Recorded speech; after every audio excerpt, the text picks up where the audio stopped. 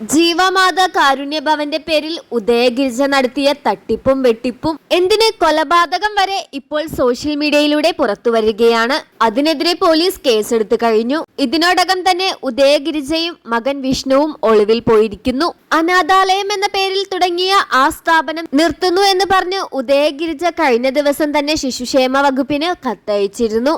പ്രായപൂർത്തിയാകാത്ത അനാമികയെ ഗർഭിണിയാക്കുകയും ഒടുവിൽ വിവാഹം ചെയ്യുകയും ചെയ്തതിന്റെ പേരിലാണ് വിഷ്ണുവിനെതിരെ കേസും വിഷ്ണു ഒളിവിൽ പോയിരിക്കുന്നതും.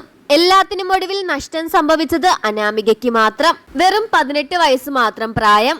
സ്വന്തം എന്ന് പറയാൻ ആരുമില്ല. അപ്പോഴായിരുന്നു ഒരു കുടുംബത്തെ കിട്ടിയത്. പക്ഷെ സ്വന്തമായ ഒരു കുഞ്ഞു വന്നപ്പോൾ ആ കുടുംബത്തെയും നഷ്ടപ്പെട്ടു.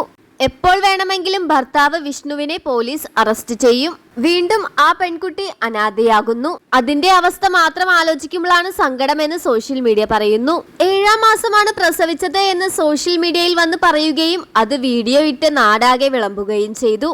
ഇതുവഴിയായിരുന്നു ഇവരുടെ കള്ളങ്ങളെല്ലാം പുറത്തു വന്നത്. കമന്റ് ബോക്സിലും ആളുകളെത്തി.